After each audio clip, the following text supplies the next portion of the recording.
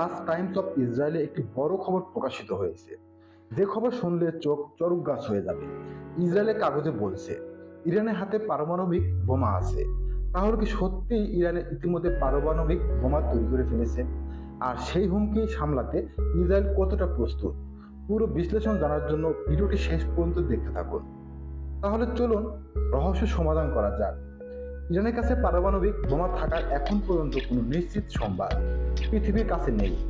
তবে পারমাণবিক বোমা বানাবার উপযুক্ত এনরিচড ইউরেনিয়াম তার 400 কেজি স্টক পাইল রয়েছে এই মুহূর্তে ইরানের কাছে। তবে ইরান চাইলে খুব অল্প সময়ের মধ্যে পারমাণবিক বোমা তৈরি করে ফেলতে পারে। এবং ইতিমধ্যে গত 3 দিন ধরে ইরানের যেভাবে ভূমিকম্প হয়েছে, তাতে অনেকেই মনে করছে ইরান ইতিমধ্যে পারমাণবিক বোমা তৈরি করে ফেলেছে। তবে সেসব খবরের সত্যতা যাচাই করার আগে আমরা আরও একটি বড় খবর দেখে নেই, যে খবরে ইতিমধ্যে ইসরায়েলের যুদ্ধাপরাধী প্রধানমন্ত্রী বেঞ্জামিন নেতানিয়াহু থেকে শুরু করে ইসরায়েলের প্রতিরক্ষামন্ত্রী বেন গভীর পর্যন্ত থর থর কাঁপছে। গোটা ইসরায়েলে এই মুহূর্তে ভীতির পরিবেশ তৈরি হয়েছে। চলুন সেই খবরটি দেখে নেওয়া যাক। গত 4 মার্চ ইরানের একজন বিশিষ্ট সামরিক কর্মকর্তা ইরানের আধা সরকারি সংবাদ মাধ্যম ইসনাকে দেওয়া এক সাক্ষাৎকারে একটি বড় সতর্কবার্তা দিয়েছেন। তিনি বলেছেন, যদি ইসরায়েল এবং আমেরিকা ইরানের রেঞ্জিং চেঞ্জ করার চেষ্টা করে, তাহলে ইরানের হাতে এখনো এমন শেষ অস্ত্র রয়েছে যা পুরো পরিস্থিতিকে পাল্টে দিতে পারে। ইরানের কাছে এমন কিছু মিসাইল রয়েছে যে মিসাইল তারা শেষ পর্যন্ত ব্যবহার করতে পারে ইসরায়েলের নেগেভের পারমাণবিক কেন্দ্রের বিরুদ্ধে। সেই কেন্দ্র যখন প্রায় 90টিরও বেশি পারমাণবিক ওয়ারহেড মজুদ রয়েছে বলে ধারণা করা হয়। গত প্রায় 60 বছর ধরে গোটা পৃথিবীর বিভিন্ন তদন্তকারী সংস্থাকে ইসরায়েলে প্রবেশ করতে দেওয়া হয় না।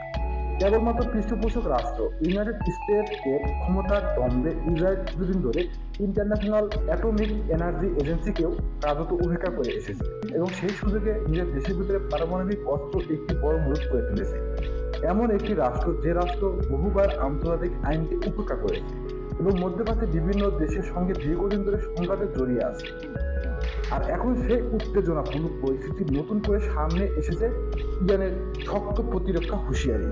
ইরানের এক মন্ত্রী বলেছে তারা নাকি মাছের তেলে মাছ বাঁচবে, অর্থাৎ ইরানের কাছে পারমাণবিক অস্ত্র থাক বা না থাক, ইসরায়েলকে ধ্বংস করতে তাদের খুব বেশি সময় লাগবে না। ইরান থেকে মিসাইল হামলা চালিয়ে ইসরায়েলের নেগেভ মরুভূমির পারমাণবিক কেন্দ্রকে লক্ষ্যবস্তু করা হতে পারে। আর যদি সেই কেন্দ্রে থাকা পারমাণবিক বোমাগুলো বিস্ফোরিত হয়, তাহলে তার ধ্বংসাত্মক প্রভাব পুরো ইসরায়েল জুড়ে ছড়িয়ে পড়তে পারে। অর্থাৎ ইসরায়েলকে ধ্বংস করার জন্য ইরানের নিজের পারমাণবিক অস্ত্র থাকার প্রয়োজন নাও হতে পারে। তার হাতে শক্তিশালী মিসাইল ব্যবস্থা রয়েছে, তার জন্য আলাদা করে পারমাণবিক বোমা থাকা জরুরি নয়। বরং ইসরায়েলের নিজের পারমাণবিক অস্ত্রই উল্টো ইসরায়েলের জন্য বড় বিপদে হয়ে উঠতে পারে, দর্শক। আর এই বিশ্লেষণটি করেছেন ইসরায়েলি যুদ্ধ বিশ্লেষক সিলো রামিরেস। তিনি লিখেছেন, Iran does not have nuclear weapons, it does not need one, the nuclear weapon it would use it already loaded with 6 discs of radioactive material and already standing in the Negev desert. এরপর 7 তারিখে হরমোজান প্রোভিন্সে প্রায় 4.1 মাত্রার আরেকটি ভূমিকম্প অনুভূত হয়। এই ঘটনাগুলোকে ঘিরে অনেকের মনে প্রশ্ন উঠছে, এই ভূমিকম্পগুলো কি শুধুই প্রাকৃতিক ঘটনা, নাকি এর পেছনে রয়েছে কোনো কারণ? কারণ এই 3টি প্রদেশের কাছাকাছি রয়েছে ইরানের গুরুত্বপূর্ণ 3টি পারমাণবিক স্থাপনা: Natanz nuclear facility, Isfahan nuclear technology centre এবং ফর্ডো ফুয়েল ইনভেস্টমেন্ট প্ল্যান। এই 3টি প্রদেশের কাছাকাছি ইরানের 3টি গুরুত্বপূর্ণ পারমাণবিক কেন্দ্র অবস্থিত। তাই অনেক বিশেষজ্ঞের মনে এখন প্রশ্ন, এই ঘটনাগুলো কি শুধু কাকতালীয়, নাকি এর পেছনে অন্য কোনো কারণ রয়েছে? সেই কারণে বিশ্বজুড়ে নতুন করে আলোচনা শুরু হয়েছে। ইরান কি সত্যি পারমাণবিক অস্ত্র তৈরির পথে আরও এগিয়ে গেছে? কিন্তু এই নিয়ে নানা ধরনের গুজব ছড়ালেও এখনো পর্যন্ত কোনো সরকারি নিশ্চিত তথ্য সামনে আসেনি। ইরানের শক্তিশালী সামরিক বাহিনীর ইসলামিক রেভলিউশনারি গার্ডস কর্পস বা আইআরজিসি এই দাবি সততা আনুষ্ঠানিকভাবে স্বীকার করেনি। তারা এখনো পর্যন্ত ঘোষণা দেয়নি যে ইরান পারমাণবিক বোমা তৈরি করেছে কিনা। ফলে বিষয়টি এখনো রয়ে গেছে আন্তর্জাতিক রাজনীতির সবচেয়ে বড় প্রশ্নগুলোর একটি। পশ্চিম বিশ্বের একটি বড় দাবি দীর্ঘদিন ধরে শোনা যায়, ইরানকে কখনো পারমাণবিক অস্ত্র তৈরি করতে দেওয়া যাবে না। এই দাবিকে সামনে রেখে ইরানকে ঘিরে আন্তর্জাতিক চাপও বাড়ানো হয়েছে বারবার। কিন্তু সমালোচকরা এখন একটি বড় প্রশ্ন তুলছেন। তাদের মতে গত কয়েক দশক ধরে ইসরায়েল নিজেই একটি শক্তিশালী পারমাণবিক অস্ত্র ভান্ডার গড়ে তুলেছে বলে আন্তর্জাতিক মহলে আলোচনা রয়েছে। ইসরায়েলের প্রধানমন্ত্রী বেঞ্জামিন নেতানিয়াহুকে ঘিরেও এই বিষয়টি নিয়ে নানা বিতর্ক রয়েছে। আর এই বিষয়টিকে ঘিরে অনেক বিশ্লেষক পশ্চিমা বিশ্বের নীতিকে দ্বৈত মানদণ্ড বলে সমালোচনা করেন।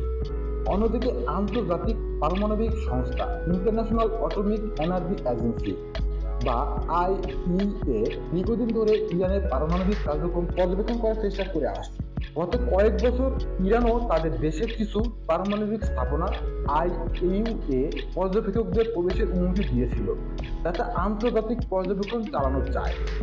এই পারমাণবিক বোমাকে কেন্দ্র করে আন্তর্জাতিক মনোযোগ ঘন হয়ে উঠেছে। অথচ ইসরায়েল বিশ্বের কোনো পারমাণবিক নিয়ামক সংস্থাকে তাদের দেশে প্রবেশ করতে দেয়নি। অন্যদিকে ইরান নন প্রলিফারেশন ট্রিটি এনপিটি এ স্বাক্ষর করেছে। এনপিটি অনুযায়ী ইরানকে আন্তর্জাতিক পর্যবেক্ষণ করতে দেওয়া হয়েছে, কিন্তু রক্তপিপাসু রাষ্ট্র ইসরায়েল এখন পর্যন্ত এনপিটিতে স্বাক্ষর করেনি এবং তাদের দেশে কোনো নিয়ন্ত্রণকারী সংস্থা ঢুকতে দেয়নি। আন্তর্জাতিক পারমাণবিক সংস্থা ইন্টারন্যাশনাল অটোমেটিক এনার্জি এজেন্সি ইরানের বিভিন্ন পরমাণু স্থাপনা পরিদর্শন করতে চাইলেও তারা নির্ধারণ করেছে কখন প্রবেশ করবে এবং অবশ্যই মার্কিন যুক্তরাষ্ট্রের সাথে সমন্বয় রেখে তারা জানাবে। ইরান কি আন্তর্জাতিক আইন লঙ্ঘন করে পারমাণবিক অস্ত্র তৈরি করেছে কিনা, অথচ বাস্তবতা ভিন্ন। দেখুন, জিমি কার্টারের সময়কাল থেকে ইসরায়েলের কাছে তৈরি হয়েছে 300 এরও বেশি নিউক্লিয়ার বোমা। ইসরায়েলের কাছে এই বোমাগুলোর জন্য প্রচুর পরিমাণ এনরিচড ইউরেনিয়ামও মজুদ রয়েছে। বিশ্ববাসীর চোখের সামনে দ্বৈত মানদণ্ড কতটা স্পষ্ট তা আর লুকানো যায় না। এক বিপুল পরিমাণ ইউরেনিয়াম ইসরায়েলের কাছে সমৃদ্ধ রয়েছে, যেখানে ইরান বহু কষ্টে বহু লড়াইয়ে পৃথিবীর এই শক্তিশালী রাষ্ট্রের সাথে লড়াই করে মাত্র 400 কেজি ইউরেনিয়াম এনরিচড করতে পেরেছে। কিন্তু সেই ইউরেনিয়ামকে কেড়ে নেওয়ার জন্য আমেরিকা যুক্তরাষ্ট্র আগ্রাসী হামলা চালিয়েছে। নিরীহ মানুষের জীবনও এর বাহিরে নয়। গতকাল মাত্র 2 বছর বয়সী একটি শিশু এই আগ্রাসনে নিহত হয়েছে।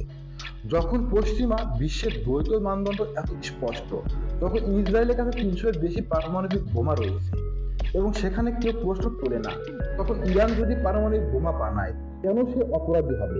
বিশ্ববাসীকে এখন প্রশ্ন করা উচিত, ন্যায্যতা কি শুধু শক্তিশালীদের জন্য? ইরান শুধু তার অধিকার প্রতিষ্ঠা করেছে, অথচ তারা 2 হাত ভরে পারমাণবিক অস্ত্র জমে রেখেছে। তারা আজও অবাধে বসে আছে। এই দ্বৈত মানদণ্ড কি শেষ হবে কখনো, নাকি বিশ্বের ন্যায্যতা চিরকাল নিপীড়িত থাকবে? প্রিয় দর্শক, আপনি কি মনে করেন অবশ্যই কমেন্ট বক্সে জানাতে পারেন। আর আজকের এই ভিডিওর মাধ্যমে আপনি যদি মনে করেন গতানুগতিক খবরের বাইরে কিছু জানতে পারলেন, তাহলে অবশ্যই চ্যানেলটি সাবস্ক্রাইব করে পাশে থাকা বেল আইকন অন করে দিয়ে ভিডিওটি শেয়ার করে আমাদের সাথে সংযুক্ত হয়ে যাবেন।